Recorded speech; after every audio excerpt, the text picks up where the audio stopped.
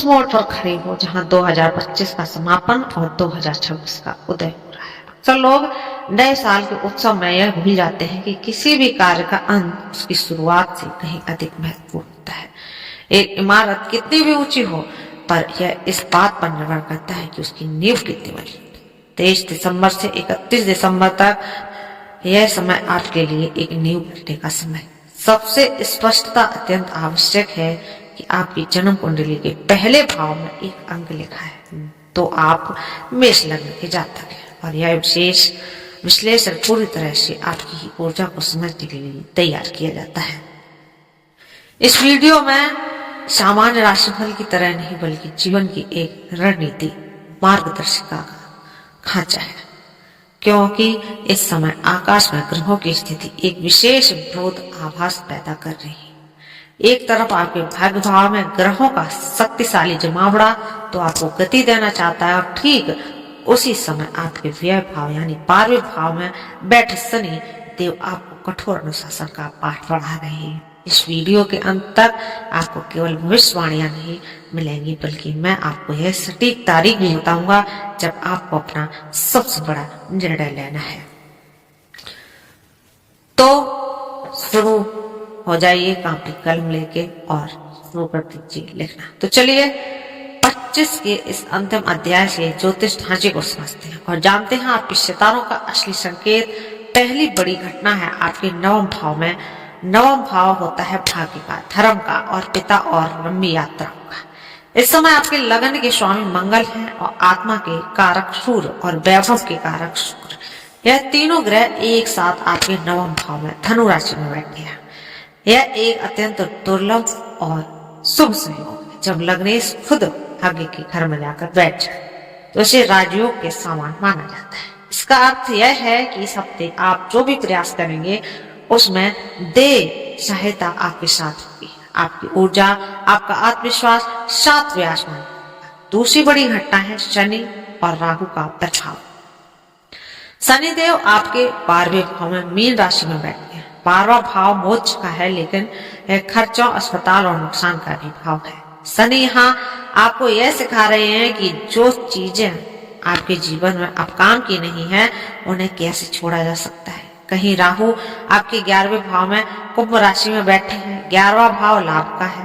राहु यहाँ एम्पलीफायर का काम कर रहे हैं, यानी कि पैसे कमाने की इच्छा, नेटवर्क बढ़ाने की इच्छा हफ्ते में बहुत ज्यादा तीव्र गति पर हो सकती है। आप चाहेंगे कि साल खत्म होने से पहले मैं कुछ हासिल करूं। तीसरी और सबसे महत्वपूर्ण घटना है बुध का गोचर और चंद्रमा की यात्रा।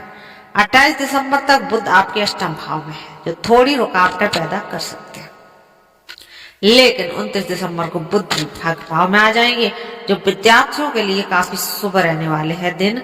चंद्रमा की बात करें तो यह आपके कर्म भाव से शुरू होकर लाभ भाव, व्यय भाव और फिर आपके लगन से होते हुए धन भाव पर जाकर साल खत्म करेंगे। यानी हफ्ते की शुरुआत काम से होगी और अंत परिवार और धन से होगा। अब चलिए जीवन के हर पहलू को विस्तार से समझते हैं।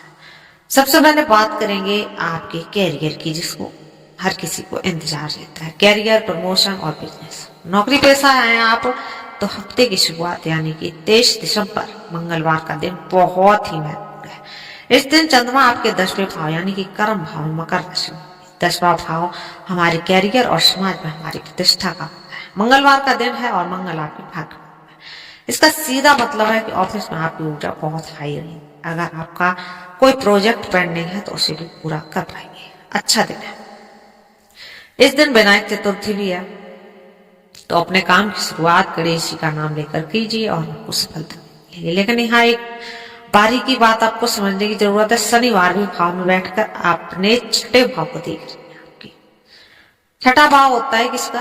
शत्रु का। और शत्रु और ऑफिस पॉलिटिक्स का इसका मतलब है भले ही आप अच्छा काम कर रहे हो, लेकिन आपके पीठ पीछे कुछ लोग आपकी आलोचना कर सकते हैं या आपकी इमेज खराब करने की कोशिश कर सकते हैं। आपको मेरी सलाह यह है कि 23 और 24 तारीख को ऑफिस में सिर्फ अपने काम से काम रखिए। किसी भी गॉसिप या ग्रुप डिस्कशन का हिस्सा बिल्कुल ना। ये तरक्की ही आपके विरोधियों का सबसे बड़ा जवाब।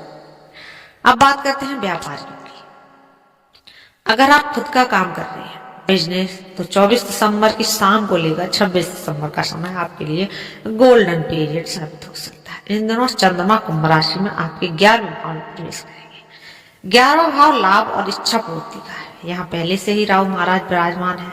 ज्योतिष में राहु और चंद्रमा का जो मिलन होता है 11वें घर में अचानक धन लाभ की स्थिति बना देता है। अगर आप digital marketing, IT, social media या इंपोर्ट एक्सपोर्ट के काम करते हैं तो यह समय आपको कोई बड़ा क्लाइंट दिला सकता है।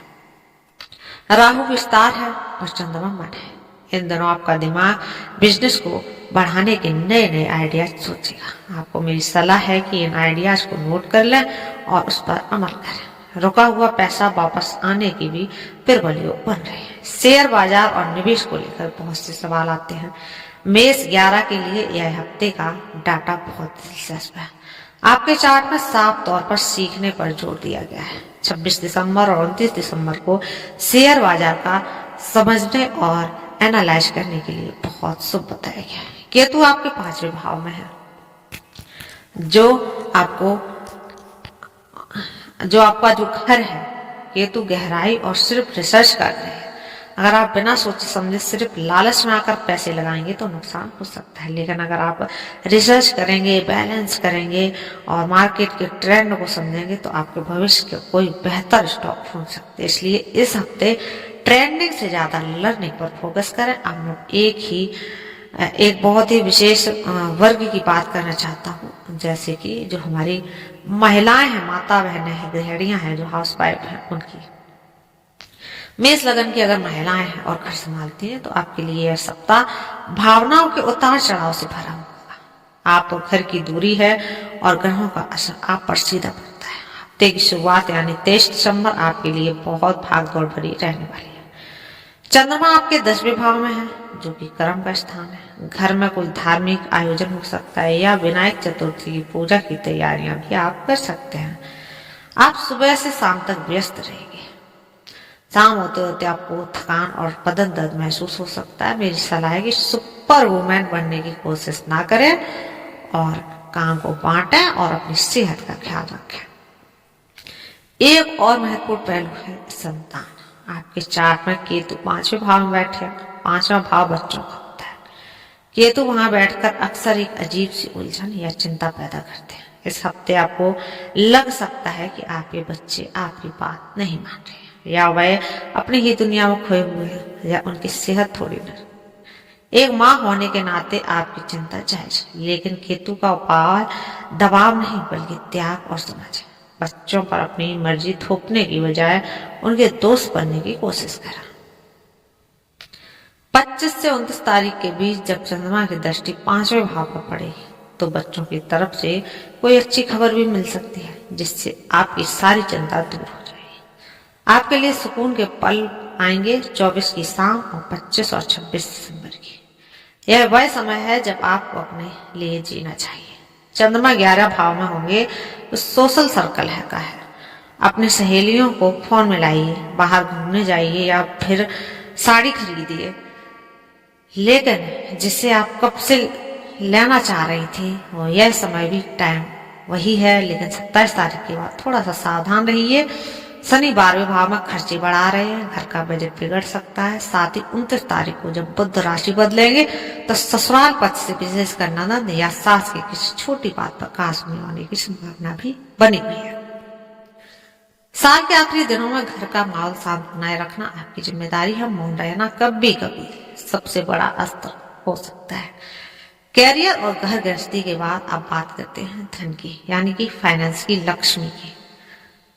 11वें घर में हलचल है, लेकिन क्या वह पैसा टिकेगा? 27 और 28 दिसंबर इन 2 तारीखों को अपने कैलेंडर में लाल रंग से मार्क कर लीजिए, अच्छा रहेगा। इस समय चंद्रमा मीन राशि में प्रवेश करेंगे, जो आपको 12वां भाव है। वहां शनि देव पहले से कुंडली जमाए बैठे हैं। चंद्रमा और शनि का यह मिलन, जिसे हम विष योग भी कहते हैं, आपके खर्चों वाले भाव में बढ़ रहा है। इन 2 दिनों में आपको ऐसा महसूस होगा कि पैसा हाथ से पानी की तरह बह रहा है। यह खर्चा किसी अनचाही यात्रा पर, गाड़ी की रिपेयरिंग पर या फिर घर के किसी इलेक्ट्रॉनिक सामान को खरीदने या खराब होने पर हो सकता है। शनि 12वें भाव में तो कर्ज और उधारी का भी भाव है। मेष लगन वालों, चेतावनी है कि इस हफ्ते विशेषकर 27 से 31 दिसंबर के बीच किसी को भी पैसे उधार ना दें, चाहे वह कितना भी करीबी क्यों ना हो। शनि की स्थिति बता रही है कि इस समय दिया गया पैसा वापस आने में बहुत संघर्ष लगाएगा या शायद डूब भी जाएगा। साल का आखिरी दिन 31 दिसंबर आर्थिक रूप से मिश्रित रहेगा। चंद्रमा आपके दूसरे भाव यानी कि धन भाव में आएंगे। खर्चा तो होगा, लेकिन यह खर्चा खुशी का होगा। आप परिवार के लिए उपहार खरीदेंगे, डिनर प्लान कर सकते हैं, यह शुभ खर्चा है। बस अपने बजट पर सीमा ना लागें। और आप आते हैं जीवन के सबसे खूबसूरत पहलू पर, प्रेम और हमारे रिश्ते। दिल के मामले में इस हफ्ते में एक बहुत ही अच्छी खबर है। प्रेम और रोमांस के कारक ग्रह शुक्र इस समय आपके भाग्य यानी कि भाग्य भाव यानी कि 9वें घर में बैठे हैं और वहां आपको साथ दे रहे हैं। आपके लग्नेश मंगल, शुक्र और मंगल की युति वह भी भाग्य भाव में एक बहुत ही पैशनेट और रोमांटिक माहौल बनाती है। अगर आप पहले से ही किसी रिलेशनशिप में है तो यह आपके रिश्ते में नई जान डाल सकता है। और 9वां भाव यात्राओं का भी है। बहुत संभावना है कि आप अपने पार्टनर के साथ किसी लॉन्ग ड्राइव पर जाएं या फिर कोई मंदिर धार्मिक स्थान पर भी जा सकते हैं। यह समय एक दूसरे के साथ गहराई से जुड़ने का है। आपकी समझ बढ़ेगी और पुराने गिले शिकवे भी दूर होंगे। अगर आप सिंगल हैं और किसी साथी की तलाश में है तो अपनी आंखें खोली रखें। और शुक्र 9वें भाव में है जो उच्च शिक्षा और लर्निंग का भी स्थान है। हो सकता है कॉलेज में किसी सेमिनार में या किसी यात्रा के दौरान आपकी मुलाकात किसी ऐसे व्यक्ति से हो जो आपके दिल को छू जाए। लेकिन रिश्तों में एक सावधानी भी बरतनी है। 29 और 30 दिसंबर को जब चंद्रमा आपके लगन में आएंगे और बुध अपनी राशि बदल रहे होंगे, तब आपको अपनी वाणी पर बहुत नियंत्रण रखना है, बहुत ध्यान देना है। बुध आपके तीसरे भाव यानी कि भाई बहनों और छठे भाव यानी कि बहस के स्वामी है। इस दौरान भाई बहनों से किसी पुरानी जायदाद या पैसे से लेकर बहस छिड़ सकती है। गुस्से में आप कुछ बोल सकते हैं जिसका पछतावा आपको बाद में होगा, इसलिए शब्दों का चयन सोच समझ कर करें। आप दोस्तों, एक रेड अलर्ट भी है आपके लिए। सबसे पहले विद्यार्थियों के लिए अच्छी खबर, अगर आप छात्र हैं तो 25 दिसंबर से 29 दिसंबर का समय आपके लिए अच्छा है।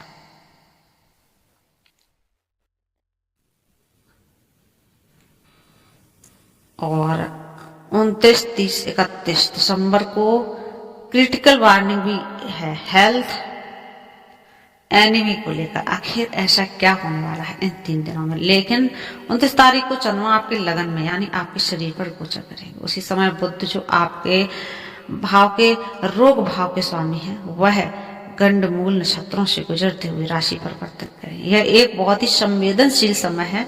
इन 3 दिनों में आपको सिर दर्द, माइग्रेन, आंखों में जलन या फिर नसों में जुड़ी दिक्कत परेशान कर सकती है। शनि 12वें भाव में है जो नींद ना आने की समस्या देते हैं। साल के आखिरी दिनों में हो सकता है आप ओवर थिंकिंग की वजह से सो ना पाए और यह नींद की कमी आपकी शारीरिक क्षमता को कमजोर कर देगी। और एक खास चेतावनी है 31 दिसंबर की रात के लिए। मंगल आपके 9वें भाव में है जो रफ्तार और साहस के कारक है। लेकिन 30 और 31 तारीख को चंद्रमा बहुत चंचल रहेगा, जोश में होश होने की संभावना बन रही है।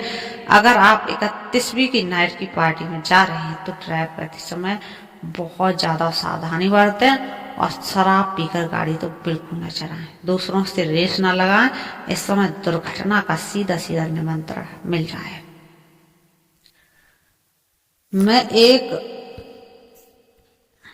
दोस्तों, अगर हम इस पूरी चर्चा को समेटें तो यह 3 भागों में बट रहा है। पहला भाग है 23 से 26 तारीख। यह समय कैरियर में मेहनत करना है, पैसा कमाना और बिजनेस में नेटवर्क बढ़ाने के लिए शानदार है। दूसरा भाग 27 और 28 तारीख। यह समय अपने खर्चों को कंट्रोल करने और बजट संभालने का। तीसरा भाग है 29 और 30 और 31 तारीख। यह समय अपनी सेहत, सुरक्षा और मानसिक शांति को प्राथमिकता देने का है।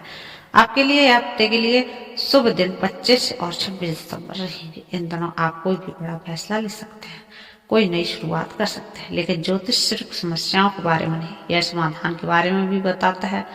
तो अगर आप रेमेडी करना चाहते हैं तो 23 दिसंबर को मंगलवार है और विनायक चतुर्थी है।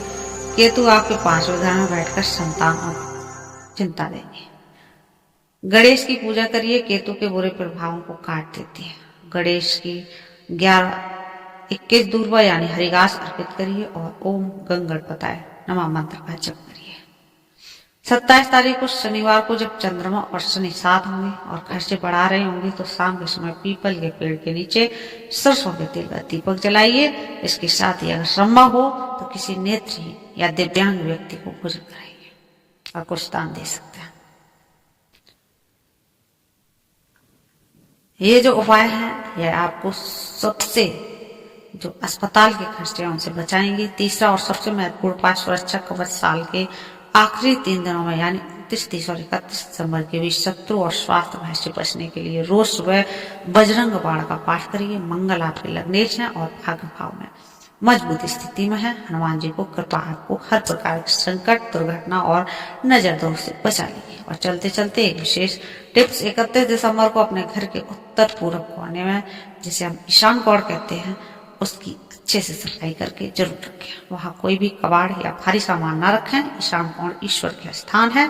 जब आप साल के आखिरी दिन इस कोने को साफ करते हैं तो आप नए साल की सकारात्मक ऊर्जा के स्वागत की तैयारी करते हैं। तो दोस्तों, यह था मेष लग्न के लिए 2025 के आखिरी हफ्ते का पूरा लेखा जोखा। समय बलवान है लेकिन उससे भी बलवान है आपका कर्म। तो कर्म करते रहिए और विश्वास रखिए, आपको फल अवश्य अच्छा मिलेगा।